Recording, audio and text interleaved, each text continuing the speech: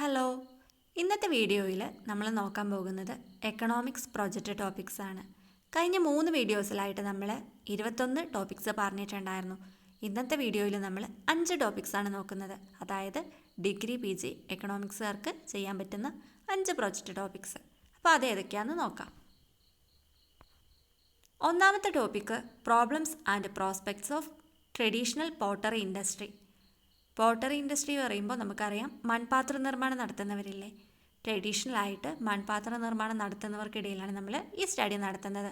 അവരുടെ പ്രോബ്ലംസ് എന്താണ്, പ്രോസ്പെക്ട്സ് എന്താണ്, അതുപോലെ തന്നെ അവരുടെ മാർക്കറ്റിംഗ് സ്ട്രാറ്റജീസ് എന്തൊക്കെയാണ്. അവർ ഉൽപ്പാദിപ്പിക്കുന്ന ഈ മൺപാത്രങ്ങൾ സെയിൽ ചെയ്യണമല്ലോ, അതിന് വേണ്ടിയിട്ട് അവർ എന്തൊക്കെ മാർക്കറ്റിംഗ് സ്ട്രാറ്റജീസാണ് യൂസ് ചെയ്യുന്നുണ്ടെങ്കിൽ അതുപോലെ എന്തൊക്കെ പ്രോബ്ലംസ് ഫേസ് ചെയ്യുന്നുണ്ടെന്നുള്ള കാര്യങ്ങളൊക്കെ, അവർക്ക് എത്ര വരുമാനമാണ് ഇതിൽ നിന്നും കിട്ടുന്നത്, എത്രത്തോളം ചിലവ് വരുന്നുണ്ട്, ഈ കാര്യങ്ങളൊക്കെ നമുക്ക് ഇതിൽ നിന്ന് നോക്കാൻ സാധിക്കുന്നതാണ്. എല്ലാവരും ചെയ്യുന്ന ആക്ടിവിറ്റി അല്ലല്ലോ ഇത്. ഇന്നൊക്കെ നമുക്ക് നോക്കിയിട്ടുണ്ടെങ്കിൽ അറിയാം, പരമ്പരാഗതമായിട്ട് ഓരോ കുടുംബത്തിലും ചെയ്തു വരുന്ന കുറച്ച് പേർ ഇപ്പോഴും അത് പിന്തുടരുന്നുള്ളൂ. അപ്പോൾ അവർക്കിടയിൽ ഈ സ്റ്റഡി നമുക്ക് നടത്താൻ സാധിക്കുന്നതാണ്. അപ്പോൾ ഒന്നാമത്തെ topic problems and prospects of traditional pottery industry.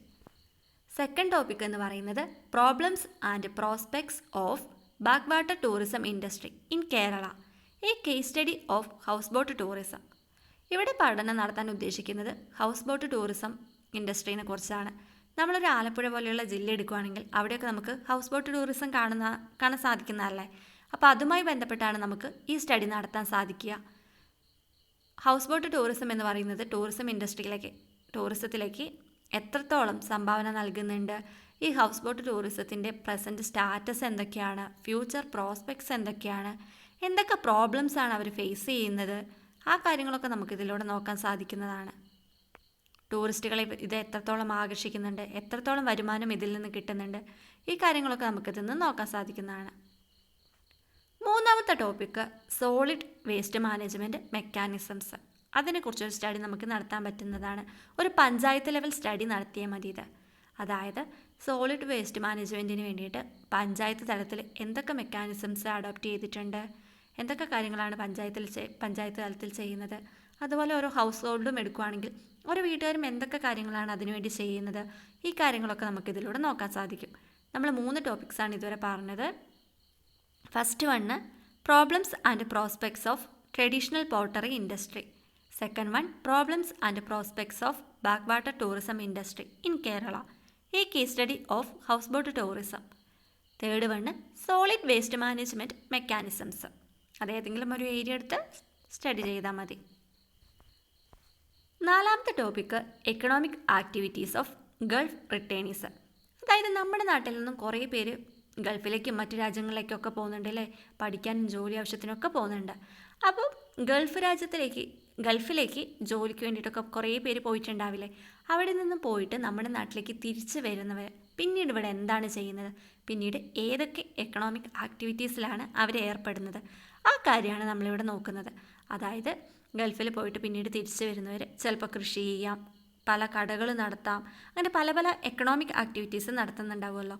അപ്പോൾ അവരുടെ എക്കണോമിക് ആക്ടിവിറ്റീസ് ഏതൊക്കെയാണെന്ന് നോക്കാം.